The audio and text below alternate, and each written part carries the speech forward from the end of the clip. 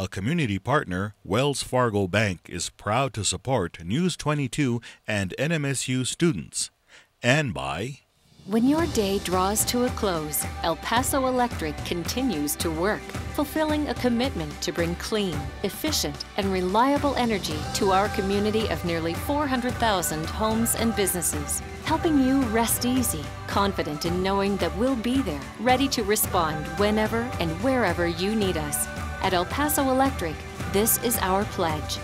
So go ahead, power on. Tonight on News 22, one of the candidates for ASNMSU president is disqualified. We'll tell you why. Doña Ana County commissioners met today to raise money for projects across the county. And NMSU is on the list for good graduate schools of education. News 22 starts now. Serving southern New Mexico, this is the award-winning KRWG-TV News 22, where news matters. Good evening, everyone. I'm Stephanie Chavez. And I'm Zach Rael. The campaign season will soon get underway, and every candidate will be talking about the economy and jobs. Governor Martinez was in southern New Mexico last week, and that's what her message was all about. News 22's Mar Gonzalez is live here in the studio to tell us what the governor said during her visit to Santa Teresa. Zach and Stephanie, New Mexico Governor Susana Martinez announced the creation of nearly 150 new jobs in Santa Teresa at 6 companies during her visit. Those jobs will benefit both sides of the border. During her visit, Governor Susana Martinez signed House Bill 14 into law. The bill eliminates sales tax on maintenance services and parts on aircraft. That newly signed law will have an almost immediate effect on the economy. The Santa Fe Aero Services will build a facility in Santa Teresa.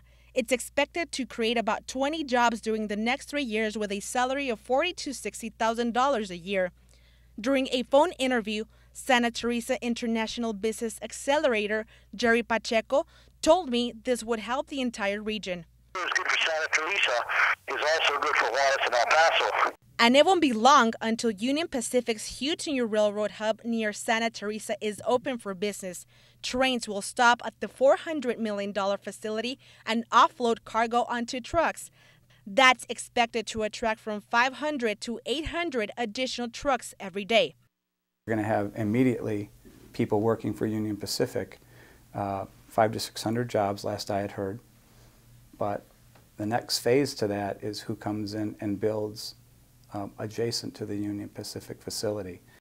With a population of 30,000 people and part of Doña Ana County, Santa Teresa's job creation will help Las Cruces area. We're going to see a lot of people added to the population of Las Cruces and Doña Ana County. I think it's fantastic.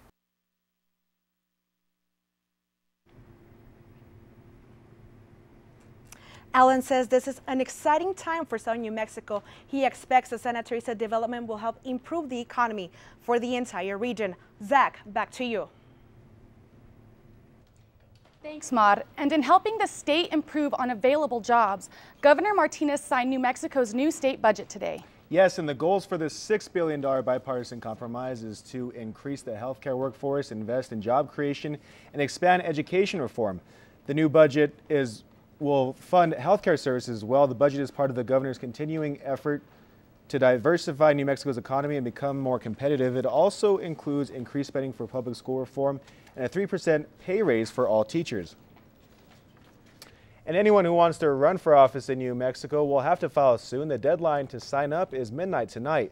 At least 10 incumbents in the House of Representatives will be retiring.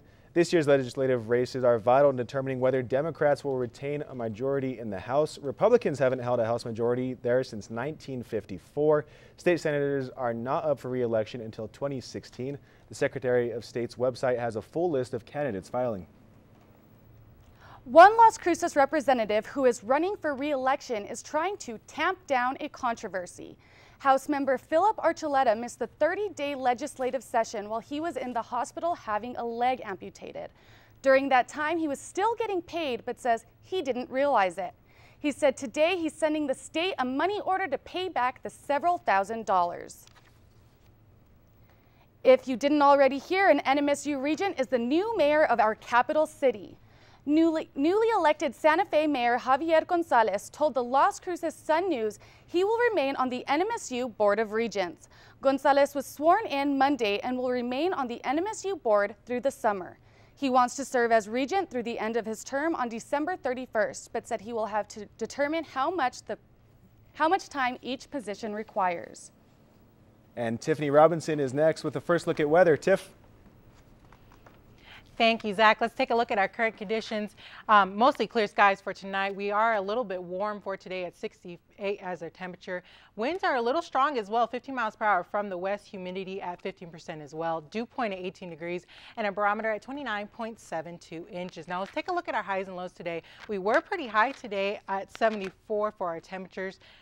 69 as our average and 43 as our low. Now our record high was 87 degrees back in 1989, and just last year our record low was 25 degrees. Now we've had no rain today, but our rain up until today is changing just a tad bit at 0.12 inches.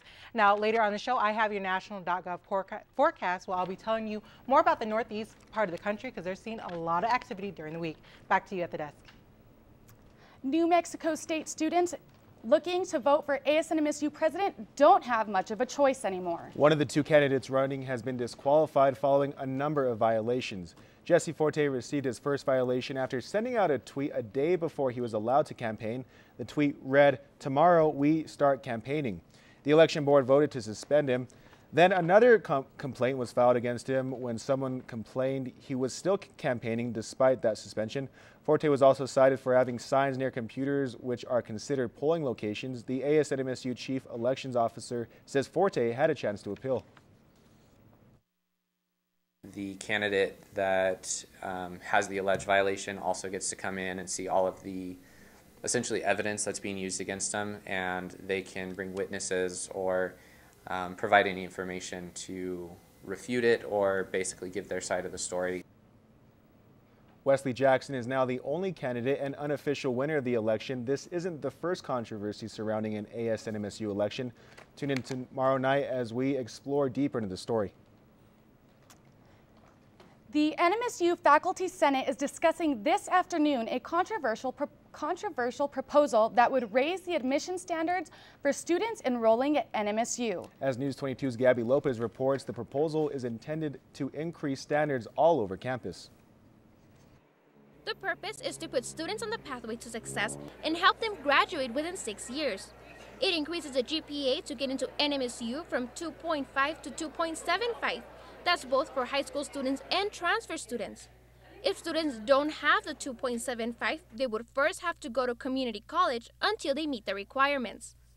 Students who come to us with below a 2.75 GPA from high school have a 6-year graduation rate of less than 20%. Those are not students that we're serving well. One problem is the plan could cause student enrollment to drop. That's already been happening for 5 years.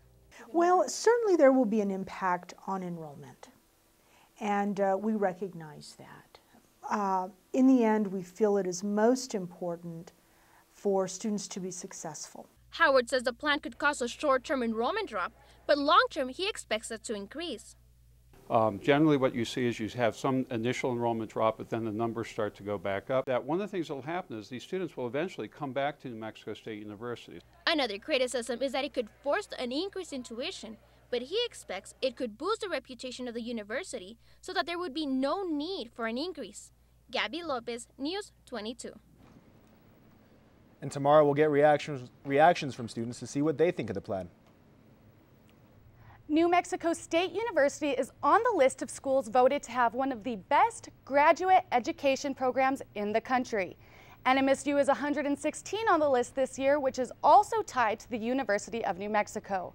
Michael Moorhead, Dean of the College of Education here on campus, said NMSU ranking on the list affirms the quality of the school's graduate program. U.S. News and World Report surveyed over 350 schools who grant higher education degrees. Elephant Butte may be the ideal destination for spring breakers this year. State park officials announced the water levels have increased up to 4 times more than last year, making it a good contender for spring breakers. Boating, fishing, and jet skiing are some of the activities vacationers can enjoy at the lake this season. And water is on the mind of Doña Ana County Commissioners. This morning they heard about a plan to increase funding for storm water projects across the county. The projects would include erosion control and flood water management. The funding would be paid for by mill levy. Voters would have to approve it. And stay tuned, Tiffany Robinson will be back to take a look at your national forecast. And later, New Mexico State Police cadets are worried about cheating. More on that when News 22 continues.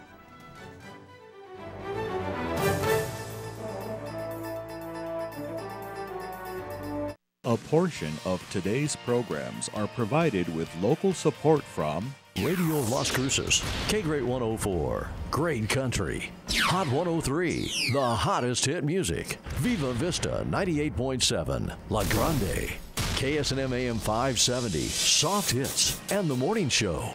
and viewers like you.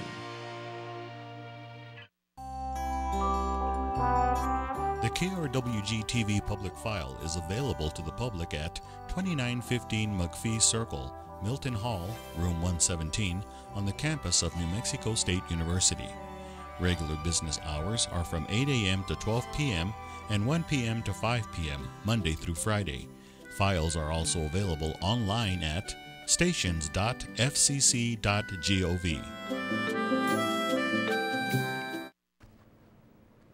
Welcome back. You're watching News 22 Tuesday, where news matters. New Mexico State Police cadets are worried they will be looked upon as cheaters.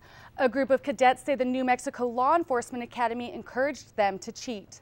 They say the director and other instructors gave them answers before taking exams. KOB-TV reports a letter was sent by anonymous cadets from a 2013 class. The letter says cadets were given answers to exams on a regular basis. The Department of Public Safety spokesman Tony Lynn says everything on the test is taught in class. It looks like New Mexico children are getting healthier. The Department of Public Health says some obesity rates have gone down. The percentage of obese third graders declined significantly, a 12% decrease from 2010 to 2013. Even so, the department is still concerned about childhood obesity between kindergarten and third grade. Officials think the reason for the improvement among third graders is the Healthy Kids New Mexico program. The program teaches kids what they need to live healthy and full lives. Felons who are pardoned can be eligible to obtain a license to carry concealed handguns. New Mexico Attorney General Gary King says a person pardoned is no longer considered convicted under state law. This opinion came from a request by Gordon Eden, who was the state public safety secretary. And a possible gunman was found in a stable at Sutherland Park Racetrack and Casino Monday evening. About 5:30 yesterday, Sutherland Park police received a call of a gunman, but there were conflicting reports whether the man actually threatened anyone with a gun. The man, who may have been threatening people, led SWAT to a search which lasted for hours. He was found in a horse trainer after the initial search ended and the SWAT team had left. Tiffany is next with the weather.gov national forecast. Like I said, the northeast part of the country is going to be seeing a lot of activity during the week. Now, starting with tomorrow, as you take a look at our graphic, as you can see, they're going to be seeing some strong thunderstorms. Now, again, this is starting tomorrow, and this is going to be affecting cities like Philadelphia, Washington, and Richmond. Now, not only with that, there are going to get some heavy rains with that, some damaging winds, and some very isolated tornadoes. Now, continuing with our next graphic over in the northeast side of the country, not only are they getting some heavy rains for tomorrow night, but Thursday morning, temperatures are going to drop as much as 40%. Take a look at this. As you can see, areas like New York and Pennsylvania are going to be in the -10 degrees for Thursday morning. So not only are they going to get some heavy rain, but it's going to be extremely cold, which means roads are going to be slick and slippery. So please watch your local weather station to find out what's going on and make sure you're safe while driving. Now, over in the northwest part of the country, they are staying with the cold weather as well with our next graphic. As you can see, they're going to be getting some heavy snow. Now, that's because the strong storm system is working its way through the Rockies. Now, as you can see, it is going to be between 6 to 12 inches of snow for the heaviest parts, but that's only going to be over the mountains. Cities like Billings and Boise are going to be getting 3 to 6 inches, and that's going to be Tuesday of next week. Let's get straight to those current temperatures. We're seeing a lot more warmer temperatures across the southern states, but we are getting a little bit milder temperatures as well. As you can see, 84 in Lubbock and 82 in Amarillo. Now, for us in the Four Corners, we are getting a little bit milder temperatures, which means we're going to be in the 40s. So temperatures are going to drop a little bit with our 5-day forecast. I'll tell you more about that. But if you want to know more about what's going across the state of New Mexico, don't go away, because when we come back from the break, I have your New Mexico Now temperatures. News 22 Tuesday, we'll be right back.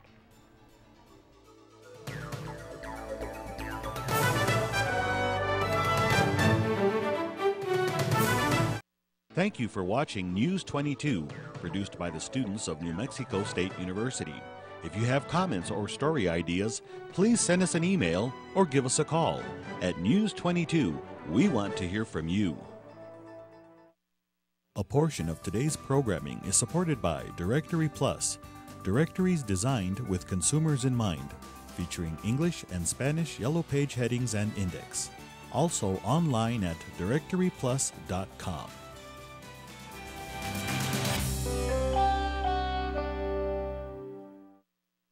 Watch MHZ Worldview on Digital Broadcast Channel 22.2. Every day, world news and public affairs, and every night, international dramas, all in English or with English subtitles. Worldview is available on Comcast Channel 199 in Las Cruces and 81 in Silver City, and Time Warner Channel 888 in El Paso. It's all possible with your support. Become a member anytime at krwg.org. Welcome back to News 22. I'm Tiffany Robinson, your weather forecaster for tonight. Let's get straight to those New Mexico Now temperatures. Now we're staying in a lot milder temperatures, as you can see. Farmington at 47, Santa Fe 53, Rio Dosa at 54, Las Cruces here at 68, and Deming 67, not too far away. Now tomorrow it's going to stay in the same temperatures. We're going to get a lot cooler during the week.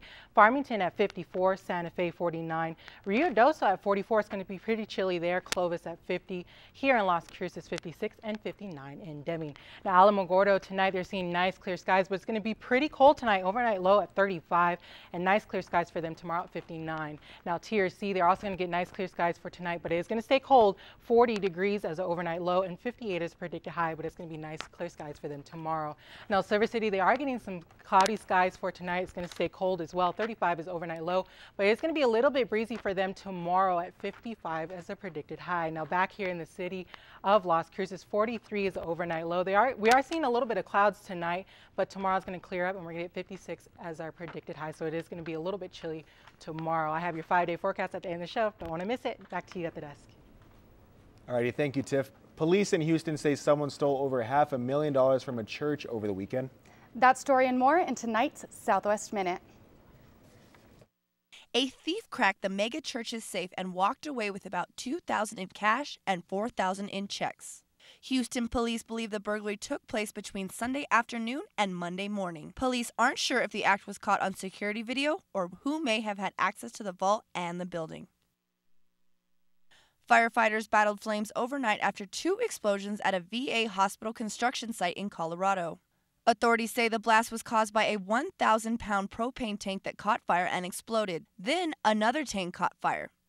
There was no work taking place at the time of the blast, and there is no word of any injuries. Work on the tank is suspended until after the investigation. A candlelight vigil was held in Arizona for a 3-year-old whose skeletal remains were found in a toy box. Neighbors and family members gathered to remember Roman Barrera's Friday night. A memorial filled with pictures, teddy bears, flowers, and a message board of prayers for Roman now sits where the box was found. The child's mother is charged with starving the boy to death. The father faces a child abuse charge. With News 22, I'm Bonnie Harris. As spring break gets closer, the NMSU student government will be holding spring fling events this week.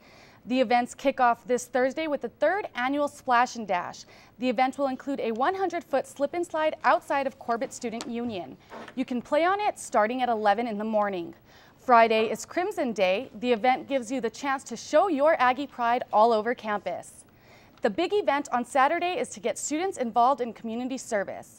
And Corbett Fun Day will be next Monday from 11 until 1. You can find a complete list of events on the ASNMSU website. And Greg, the Hawk Mallory, is next with sports. Greg? Thanks, Zach. Coming up in sports, a total of 5 Aggie basketball players received honors from the WAC. And up next, you will see the top hitter in the Western Athletic Conference. Cue the Hawk, because News 22 Sports is next.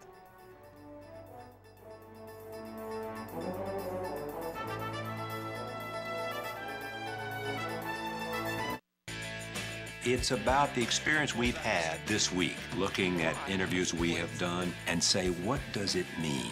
What's significant? And what makes me better understand the world I live in? Hi, I'm Charlie Rose. Watch The Week. Friday at 7:30 p.m. on KRWG-TV. International sensation Celtic Woman bring you their brand new show, Emerald, guaranteed to take you on a magical musical journey. Celebrating Ireland's spellbinding heritage. Wednesday at 7 p.m. on KRWG-TV. There are forces at work that are shaping everything in your life in every moment. Learn the 5 key principles that have guided Dr. Dyer through private challenges and public success, and which he now makes available to you. Watch I Can See Clearly Now. Thursday at 8:30 p.m. on KRWG-TV. This is KRWG-TV News 22 Sports. Welcome back. I'm Greg the Hawk Mallory, and it is time for your nightly dose of athleticism. Now, with the regular season over for basketball, there were 4 Aggies honored by the WAC. The high-flying Daniel Mullings was named Western Athletic Conference Player of the Year. He didn't stop there. He was also named to the All-WAC First Team and to the All-WAC Defensive Team. Mullings averaged 17 points, 6 boards, and 3 assists per game. He became the first player in school history to be named WAC Player of the Year and also the first WAC player to be named Preseason Player of the Year and Player of the Year since the 2011-12 season. Mullings had some teammates that earned honors as well. Chili Napawe earned second-team WAC honors. Sim Bular was named to the All-Defensive Team for the WAC, and junior guard D.K. Eldridge was named to the All-Newcomer Team in the WAC. Now, staying on the honors tip, a Lady Aggie basketball player also earned accolades from the WAC. Junior guard Denasia Williamson was named to the All-Western Athletic Conference First Team. Now, the San Diego native led the team by averaging 21 points per game. She has started in 20 games this season and scored 30-plus points in 4 of those games. She scored in double digits in all of her games but 1. In 1 week, she scored 33 points against the Vandals, and just 2 days later, put up a career-high 36 points against the Redhawks. Williamson ranks 3rd in the conference in scoring and is in 2nd in the WAC in assists with 5 per game. Now, keeping things on the court, the Aggie basketball team was able to close the season out with a victory. Ingham State kept their home winning ways alive as they won their 22nd consecutive home conference game last Thursday. It was senior night for the Aggies as senior Kevin Aronis and Ronaldo Dixon were honored in their final home game of their careers. Now, both seniors went out in style as Aronis ended his night with 17 points and Dixon chipped in 7 points and 11 boards. The Aggies were led by big man Sim Bular, who had put in work for a double-double with 22 points and 12 boards. The final score was 83-57, slight work for the Aggies, and tune in tomorrow to find out how they are doing in the conference tournament. The softball squad has been on winning ways, leading the Western Athletic Conference in overall record. A big part of the Aggies' winning record has been the players who have received WAC honors. My man Stephen Seeley shows us how the team feels about the honors. 3 hitters of the week and a pitcher of the week. But that's not all. 6 players selected to the WAC preseason first team and second team. Coach Rodolph has shaped these women to not only be great players, but to be great people. And we believe in blue-collar work. We come out to work every single day, and we believe that if we outwork somebody that we're going to play, then good things are going to happen and we can win. The Aggies play opponent after opponent every single week. And this is where Stacy Rodriguez, the best player in the WAC, trains to become the WAC hitter of the week. There's definitely a bigger goal for our team as a whole. We want that WAC title, so, I mean, they mean something. Even though her bat is hot, she doesn't see herself as better than her teammates. I'm honored that I got chosen to be WAC hitter of the week. I think it's great for the team, for everyone. I just think it's great to be acknowledged. The team has been leaning on junior outfielder Stacy Rodriguez. The softly spoken slugger is leading the conference in every offensive category and hopes it can lead to more victories. Stephen Seeley, News 22 Sports.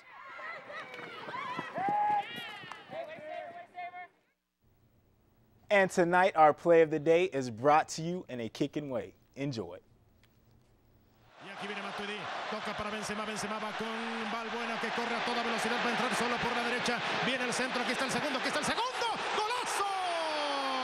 ¡Qué golazo para Francia! Now that's all for sports tonight. Join us for more sports action tomorrow. Still ahead on News 22, Tiff will be back to take a look at your 5-day forecast. But first, a taste of the Old West comes to Las Cruces. And with that said, saddle up because News 22 will be back.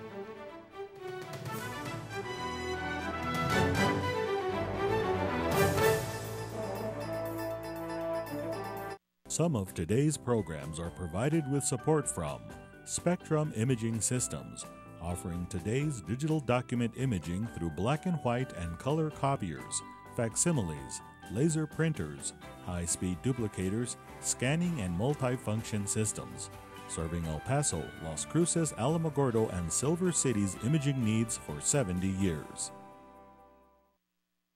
In San Diego, Beirut, Chicago, Bogota, Columbus, Brussels, Milwaukee, Harare, Boston, Algiers, Mexico City. This is NPR News. Hello, I'm Peter Marshall. And I'm Nick Clooney with another edition of My Music from the glorious Big Band era. I had the craziest dream. This time, we're going to focus on the great singers and remember the songs that they made famous. Night and day. Music is timeless. It's my music. The Big Band vocalist, right here on PBS. Saturday at 7 p.m. on KRWG-TV. Welcome back. Let's take a look at our top stories. The ASNMSU elections are wrapping up soon, and Jesse Forte is no longer on the ballot for president because of several violations during his campaign.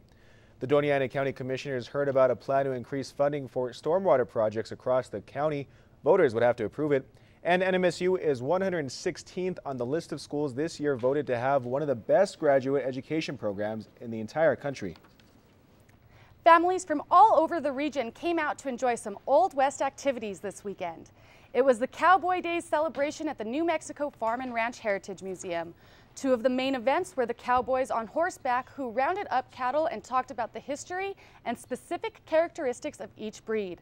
The other main event was the riders on horseback who demonstrated the fast-growing sport of mounted shooting using rifles, shotguns, and pistols. Alrighty, Tiff, let's take a look at the 5-day. Well, we're going to see a little bit of an interesting week. We're going to stay in the cold temperatures, like I said. Now, tomorrow's going to be cooler at 56 degrees, but Friday, as you can see, it's going to increase a little bit to 65, and Saturday to 71. Now, Sunday, 69 as the predicted high. It's going to be nice and clear, sunny skies. So it's going to be a little cold week, but it's going to be okay. I'm looking forward to Saturday. Yes. You can catch all of today's aired stories and area news on our website, krwgnews22.com. If you have a comment or story idea, click on the Contact News 22 button. And that is all for News 22 this evening. I'm Zach Rael. And I'm Stephanie Chavez. Telecast of News 22 is provided in part with local support from Wells Fargo Bank in Las Cruces and Doña Ana County. A community partner, Wells Fargo Bank is proud to support News 22